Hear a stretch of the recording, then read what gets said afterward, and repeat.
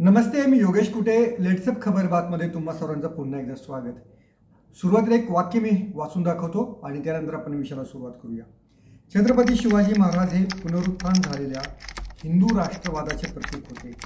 त्यांना जुन्या महाकाव्यातून प्रेरणा मिळाली होती. ते अतिशय धाडसी असून त्यांच्याकडे उच्च दर्जाचे नेतृत्व गुण होते. त्यांनी मराठी लोकांचा एक मजबूत आणि एकजूट झालेला असा लढवय्या गट तयार केला. त्यास राष्ट्रवादी पार्श्वभूमी दिली आणि त्याचे रूपांतर अशा एका उग्र शक्तीत केले की जिने मुघल साम्राज्याला मोडून टाकले. शिवाजी महाराज 1680 साली वारले, परंतु मराठी सत्ता वाढतच राहिली आणि तिने भारतावर वर्चस्व गाजवले.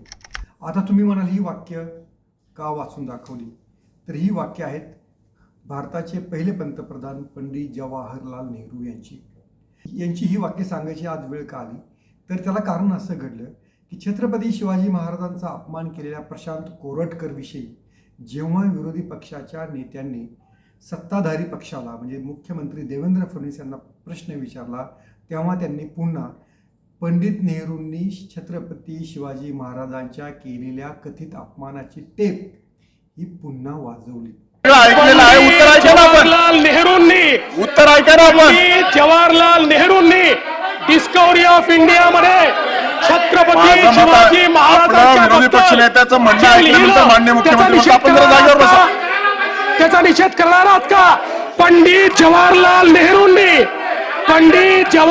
नेहरूंनी छत्रपती शिवाजी महाराजांच्या बद्दल जे डिस्कवरी ऑफ इंडिया मध्ये लिहिलं त्याचा निषेध करणार आहात का? आहे हिम्मत? आहे का हिम्मत? अरे आहे का हिम्मत? आहे का हिम्मत आहे? म्हणजे जेव्हा भाजपचा पाठीराखा, भाजपचा भक्त छत्रपती शिवाजी महाराजांचा अपमान करण्याचं एखादं प्रकरण पुढं आलं की देवेंद्र फडणवीस हे पंडित नेहरूंचा आसरा घेतात. हे आत्ताच नाही घडलेलं, याच्या आधी देखील राहुल गांधीवर टीका करताना देखील त्यांनी पंडित नेहरूंचा छत्रपती शिवाजी महाराजांच्या कथित अपमानाचा उल्लेख केलेला होता.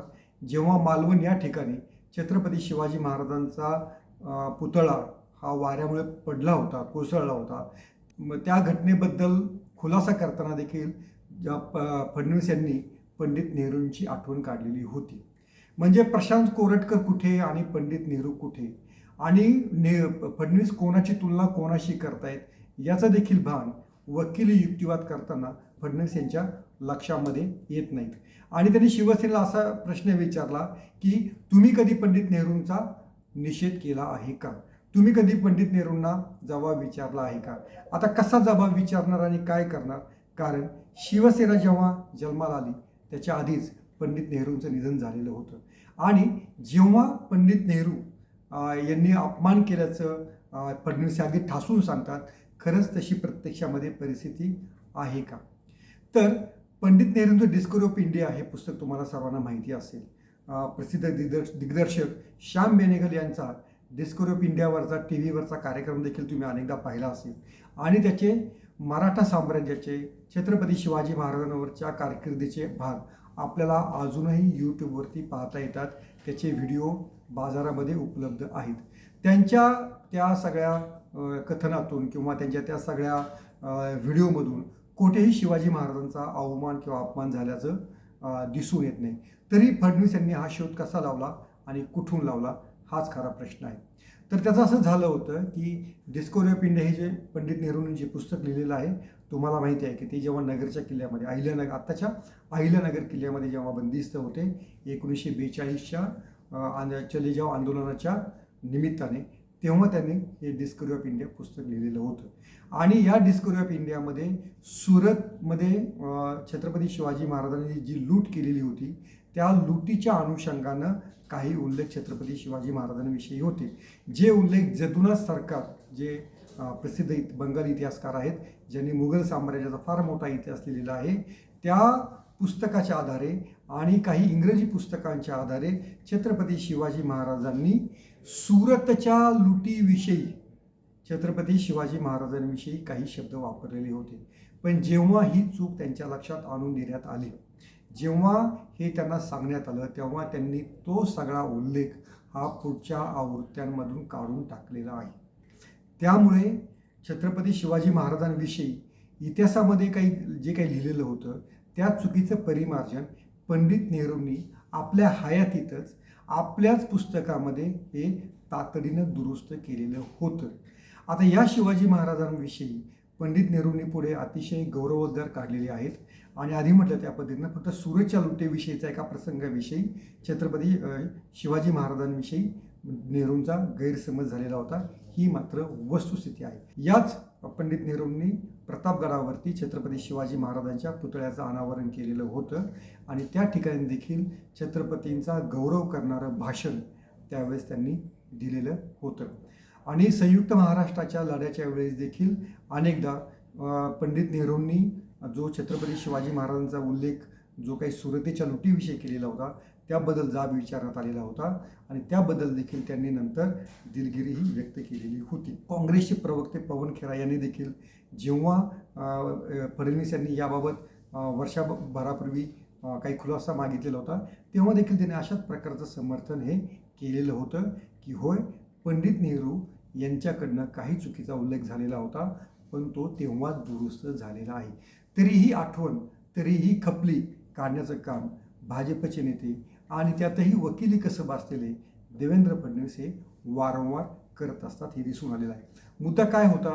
प्रशांत कोरटकर यांनी जे काही इंद्रजीत सावंत यांच्याशी फोनवरती जे काही संभाषण केलेलं आहे त्याविषयी कोरटकर काही जे बोललेलं आहे त्याबद्दल त्याच्यावर कारवाई होणार का नाही हा प्रश्न होता. याच्यामध्ये पंडित नेहरूंना शिवसेनेनं जाब विचारणं किंवा त्याच्याविषयी निषेध करणं हे कितपत योग्य आहे किंवा त्याविषयी आत्ता प्रश्न विचारणं कितपत योग्य आहे. आता असा जर प्रश्न विचारायचा असेल मग सावरकरांनी छत्रपती संभाजी महाराजांविषयी जे काही लिहिलेलं आहे त्याचाही मग उल्लेख जर केला तर मग भाजपला मिरच्या का झोंबाव्यात. गोळवळकर गुरुजींच्या पुस्तकांमध्ये देखील छत्रपती संभाजी महाराजांचा उल्लेख केलेला असतो. मग त्याविषयी भाजपला किंवा राष्ट्रीय स्वयंसेवक संघाला मग मिरच्या का झोंबाव्यात.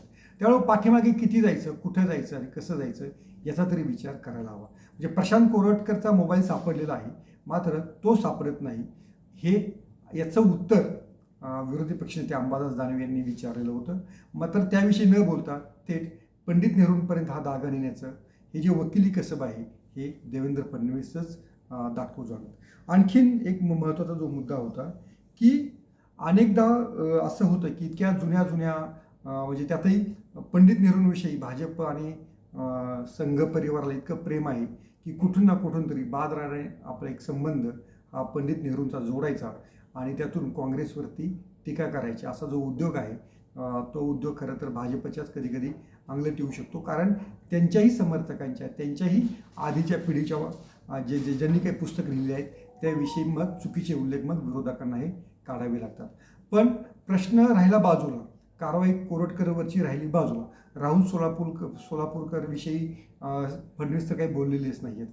म्हणजे आत्ताचं जे आहे त्याच्यावर कारवाई करायचं सोडून पंडित नेहरूंना आरोपीच्या पिंजऱ्यामध्ये उभं करण्याचं जे काही भाजपचं धोरण आहे मला वाटतं कोणालाही खचितपणे पटणार नाही. पंडित नेहरू यांचं निधन 1964 साली झालेलं आहे.